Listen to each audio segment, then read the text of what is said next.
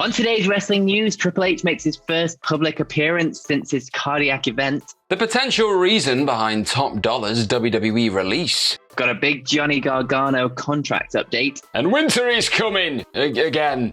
Are you ready? Are you ready for the news time? Yes, my name is Phil Chambers and I'm joined by Gareth Morgan and Salty Sea Dog to talk all things wrestling. But before we get into it, make sure you like the video, comment down below, subscribe to the channel. All of it really does help, and links to each article, news story is in the description below.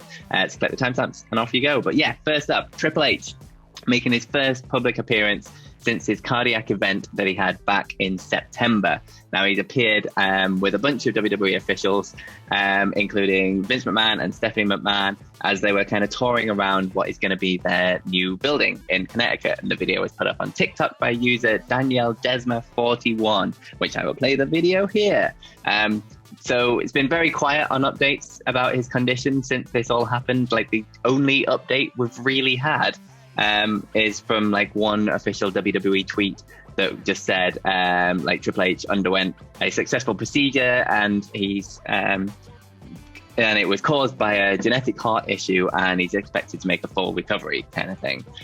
So hopefully now that he's kind of out and about and getting back to duties, this means his recovery is going well. What it means for his role in WWE is unknown at this point. Obviously, he was hospitalized sort of just 1 week, I think it was, just before NXT 2.0 started, which is obviously a very different vision to what his vision of NXT was originally. So no idea where he's going to fit back in, whether this just easing back into his main role or anything like that. But we obviously wish him the best. That you don't want to wish this on anyone, and it's good to see him recovering. But I will say one thing.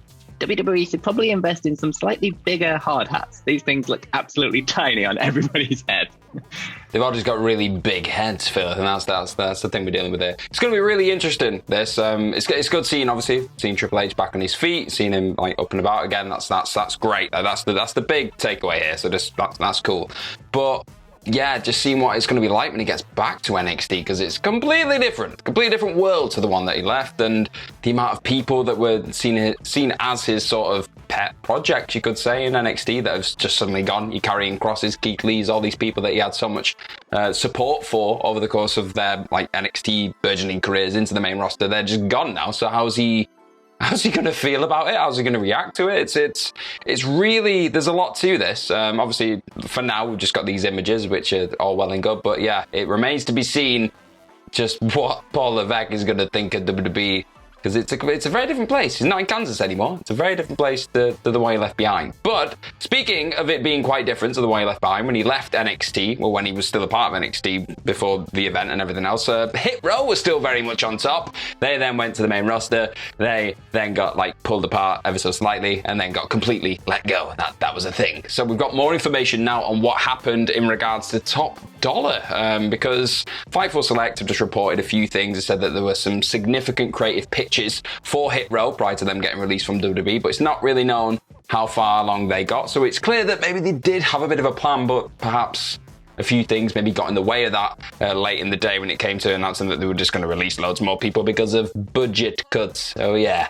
And it's been also reported that Top Dolla had rubbed some people the wrong way. Brian Alvarez of obviously Wrestling Observer Live, he noted that on the Wrestling Observer Live recently. He said that he pretty much went to bat for B-Fab after she got like just randomly, unceremoniously dropped after being on the main roster for a week. He went to bat for her and said that this was not cool, which you've got to commend that. He went straight to the top of the head office and just said, nope, we're not about this. Like, us here as Hit Row, we want to fight for our friend. And well, you can kind of see that why that had rubbed a few people up the wrong way in WWE, because they're the kind of folks that would just sit there and go, okay, if you don't agree with us, see you later. And that's pretty much what they did. But it's not really been confirmed at this point if that was the main reason behind why Hit Row were let go. But you've got to think it probably did maybe contribute towards it, because yeah, it's just people rubbing up against head office. That doesn't really work, or tend to work in your favor, unless you're somebody right at the top of the card. And also, Fightful.com have mentioned within all these kind of reports that they're dropping about his release, specifically Top Dolla's, is a couple of internal WWE sources compared it to Greg Hamilton getting a little too comfortable. We were told this was not the specific factor leading to his release or that of the group, but was an internal observation. There were others that enjoyed his approach within the company. So he obviously had his fans, probably like the likes of Triple H, people like that really did enjoy him because they pushed Hit Row quite high up the card, and they had this big like battle against Gargano. That was a full thing, but maybe when they got to the main roster, they probably had the same attitude, and it maybe didn't really click with some people who were part of the furniture on the main roster. There's just a lot of politic stuff that you really hear about in WWE when it comes to these new arrivals coming in with all this confidence, ready to take the world by storm. But if they step on the wrong people's toes in doing so, it's never been more evident that you're just going to get let go, isn't it? Yeah, absolutely. It's a weird one because, like, you hear people in WWE all the time about saying that sort of new people should sort of stand up for themselves, fight for their spot, like grab the brass ring, all that kind of thing. Like Paul Heyman was literally, like, just yesterday or the day before was doing that interview with Ariel Helwani on the BT Sport thing, where he was talking about, like, if he was a new guy now, he'd be like chomping at the bit because there's like new spaces are opening up because people are getting fired and things, and like you'd go in and you'd like be pitching for the top spot, and then someone comes in and gets called up to the main roster and sort of fights for their place and like fights for what they believe in, and then they're out the door immediately. Like, there's two very, very different points of view going on here. Like, do you fight for your place, or do you just shut up and go with the status quo? Because that seems to be how you keep your job. The other one seems to be how you get fired. But you can see why, like, other people would probably get caught up in this as well. Like, if you look at Hit Row, if you're Vince McMahon, if you look at Hit Row through Vince McMahon's eyes, like Top Dollar, he's the big guy. He's the leader. Like, he's the top dog in it all. And so as soon as you want the top dog out the door, what's the point in these other two guys? It's like, as talented as they are, especially like Isaiah Swerve Scott, it makes no sense. But you can see sort of Vince's weird view of he's the top dog. If we don't want the top dog, why would we want the rest of them? And it's a bad way of looking at it because there's a lot of talent in there as well. But yeah, none of this makes any sense. Yeah, and it's Heyman said it again in that BT Sport interview where, like, the entire philosophy in WWE, especially when it comes to Vince McMahon, is just ripping the Band-Aid off. So if he isn't a fan of someone and can't see anything probably in like the next couple of weeks with them, it's just a case of, no, get rid of them now. And it's like, no, we could do something later. No, get rid of them now. And it's a bit of an archaic way of doing business, but you know what? It is his company. He's going to do what he's going to do, isn't it? Yeah, it's just his little toy box and he's going to play with them however he wants. But moving over, well, sticking with NXT, I guess, Johnny Gargano, his contract is up in December the 3rd, very soon. And the big news coming out of the Wrestling Observer and Dave Meltzer is that he's yet to agree on a new deal. Now, it is believed that WWE is pushing very hard to keep him, and Meltzer mentioned that an offer tying him to the company for a very long time has been made. But like we say, he is yet to take him up on that offer. Now, Johnny Gargano has been there since 2015 now. He's one of the most decorated NXT wrestlers of all time. He's won everything you can possibly win down there. But NXT 2.0 is a very different place to the sort of NXT that sort of Johnny Gargano, I don't want to say grew up in, but like came up through in. Obviously, Kyle O'Reilly's contract is also expiring in December, so he's going to be in a very similar situation, I think, of being sort of part of the old guard of NXT that's kind of caught up in the new NXT 2.0. And is there a place for both of them there? Who the hell knows? But it seems like WWE are wanting to keep a hold of Johnny Gargano, at least for quite a long time, it seems, but yet to know what their eventual plans would be for him, whether it would be staying on NXT or whether it would be getting called up. Personally, as a fan of Johnny Gargano, I'm wearing his t-shirt right now, which is a complete coincidence. I would rather see him leave. I'm not going to lie. I think him on the main roster, he's quite a small chap. As soon as Vince sees that, it might not go too well. As talented as he is, I think he could do a lot bigger and better things in a place like AEW, and I think they would snap him up instantly because he is incredibly talented and great at what he does. But I also just, whatever is right for him and his family, whatever decision he makes is the right one at the end of the day. Yeah, it's an interesting one with Johnny, and just a lot of the, let's call them like NXT veterans that are currently in this 2.0 landscape right now, because you do feel like watching the program, obviously I review it weekly, you do feel like they're just sort of there. They're there to put over this next generation, which is great. There's a place for that. But people like Johnny Gargano, Kyle O'Reilly, like they're so damn talented. They need to be doing more than just being the gatekeepers to the main event. I think they probably feel that in their own careers, that they've got so much more still to give. You know that Johnny's a massive WWE nerd. He loves WWE. That's why he's there. This is like fulfilling the dream for him. But going up to the main roster, I don't feel like in this current landscape, it's probably going to go the way that he'd want it to, even though it's probably the way that he deserves it to go, because he's put in a hell of a shift in NXT. He said it in his promo last week. He just said, like, when you see this guy on NXT, you know it's marquee, you know it's box office, you know you're going to get a treat. And he's been that way for 5 years straight. So I think he would rip it up on the main roster if he was given that ball to run with, but he probably won't. And he'd probably be just made somebody's manager, and he'd be barking, and he'd probably make that brilliant because it's Johnny Gargano. He's fantastic at what he does. Yeah. But like you said, it's about what is best for his family. He's got a new kid on the way. There's a lot that's going to go into this, so it's not just a straightforward thing of, oh, just leave and go to AEW. There's a lot that's going to go into making that decision. So Johnny, do what's best for you, buddy. But speaking of doing what's best for something, this is best for AEW right now. See that? That was a slick segue, that Phil. That was great, because we're going to talk about winter is coming, because it's coming. It's coming back. It's winter. It's December. Probably should have said something about Johnny's contract running out in December and that being winter, but no, we didn't, because we're not that clever.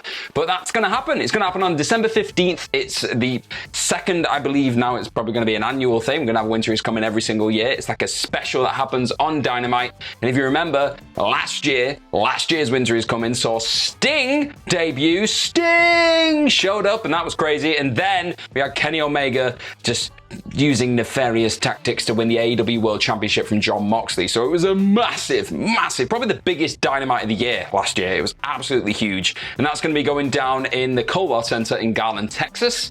And it's going to be one of the last big Dynamite shows on TNT, because obviously they're moving to TBS in 2022. So it's a monumental show, this. Maybe, just maybe, we'll see Bryan Danielson taking on Hangman Adam Page for the World Championship. That's not been confirmed, but you saw what happened last year with the whole Full Gear tournament. That led to this going down at Winter is Coming. Could happen again. We don't know. I'm excited anyway. Yeah, absolutely. It should be a good, fun show. It has been in the past couple of years. And who knows, you might even see Johnny Gargano on it. If his contract's up on December 3rd, if that time works out, you won't have a no-compete if your contract just runs out. Oh, we saw it with Mr. Adam Cole. Imagine that. If we just had those two fighting on Winter at that. Stop it, Phil. Look what you just did. Look at this. Making me dream. But yeah, speaking of dream booking, let's move over to the Twitter questions. Hey, there's a segue. You're good at this, you. So the first one, kind of related to AEW, comes from Chef Mellow86, who says, who would you like to see be a surprise entrant in the Owen Hart Cup tournament in AEW? My pick would be Josh Alexander. And to add, here's our dog snuggling with my girl's pregnant belly, and there's a cute picture of his dog. Oh, that's very cute. A surprise entrant? Okay, if I was just going to go an entrant, I'd just want Adam Cole in there just to win the whole damn thing, and just, I hope it had some kind of title ramification, then he could be challenging for a world title. But if it was just surprises, if surprises are what you're after, give me Keith Lee. Give me Keith Lee rocking up in this tournament, whooping all the ass, and just being the version of himself that we all have missed for so damn long. That's what I want. That's what I need. Limitless. It would be really good. Josh Alexander is a hell of a shout as well. I love Josh Alexander. But I've no idea if the timings of this would even line up. I think he's still got 2 or 3 months left on his contract in WWE anyway, so probably not. But I'm going to go, since it's fantasy time, with Kevin Owens, who would probably be Kevin Steen, I guess, in there. But you've obviously got the connection to Owen Hart. He bloody loves him. He named his son after him. He named his second name in WWE after him. And seeing him turn up, be old school Kevin Steen, run through everyone and win the cup from his namesake, his favorite wrestler of all time. That would be absolutely amazing. Well, anything less than that will be a massive disappointment now, Phil, so thank you for that. That's... The next question comes from Dr. Booth. And I'm not going to lie, I only picked this one because of the picture of his dog again. But it's called Philip N. Barks, and he's wearing a wig, and it's like Kayfabe News. And you should go to youtube.com/Kayfabe News and subscribe to that channel and watch all of the videos, because they're all great. But he would like to know if you think AEW should hire Danhausen now or wait until his leg is healed. Because obviously in a show not that long ago, Danhausen, a guy tried to do a coast to coast and landed on his leg and broke both his tibia and his fibia. So that sounds fun. What do you reckon? Yeah, not good. Not good. I mean, any Danhausen's enough Danhausen for me, I'll be honest. But I'd like to see full Danhausen. Do you know what I mean? Danhausen at 100% in a ring, still doing his thing and just being the full wacky Danhausen that we know and love. Yeah. I will go. I think they should wait a little bit, maybe like a month before he's healed or something like that, so you can start building him up, getting him in some promos, getting the like entertaining character on TV, and then you can actually have a payoff. Like, it's difficult to do things like that when you know you can't have a payoff at some point. So I'd wait a little bit and then do it. But 100% go out and support Danhausen because he's got a lot of medical bills to pay. I was going to make a comment about being in the UK there, but he does not need that added to his list of reasons to be pissed off. And the final question of the day comes from Lainey, who says, "Morning. If you could watch any wrestling pay-per-view back without knowing the results, Men in Black style memory wipe thing, what would it be?" Last night's SmackDown. No. There's a bit of recency bias, but I think just because of the nature of the job we do, we tend to kind of stumble upon results. If we're not watching live, at least, like we do tend to stumble upon results very quickly, and sometimes before we've actually watched the show itself. Mine would be the most recent All Out, because so many cool things happened on that show, and I made the rookie error of going on Twitter about 5 minutes before I started watching the whole damn thing, and everything was spoiled for me. And I was like, this is really great, but I would have loved to have just been shocked and surprised. Even though we had inklings that things were going to happen, maybe, it just felt, I don't know, to be in that like environment where you didn't know if it was going to happen or not, and it did, and just to be elated like that. And obviously you've got Hangman obviously winning the championship, and that's a cool thing in itself. We didn't know that result, but for me, All Out, because it felt like a massive moment in time. Fair. I am going to go back to my youth and when I sort of was right in the sort of peak of my wrestling fandom as a kid. And I'm going to go with No Way Out from 2000 when Foley retired, because I went into that match hating Triple H so goddamn much and willing the world for Foley, and then the way that he lost, and like after everything that he went through in the match, and like my feels back then, I want to go back to caring that much about something. Do you want to feel old, Phil? It was amazing. Do you want to feel old? I know, right? Yeah. Either that or feel really old? 7, because why not? It's fantastic. Or No Way Out 2001. Phil, one of them. One of those three. Phil, I was 5 years old at the 2000 No Way Out. Just to really add some salt to the back. And on that note, youth. you can follow us on Twitter. You can definitely not follow Gareth because he's way too young to be on Twitter. His parents should ban it. But you can follow me at Phil My Chambers. And you might get some pictures of Salty Dog if you follow me on Instagram too. Where can they follow you, Gareth? I don't know, just go follow Salty now, yeah. I'm just Come on, get it out there. GMorgan04. There it is. Come on, Bloody I'm shameless. Plug. And you can follow all of us at WhatCulture WWE. Like I say, subscribe to the channel, comment down below what you think of all of today's stories, including where you want to see Johnny Gargano end up.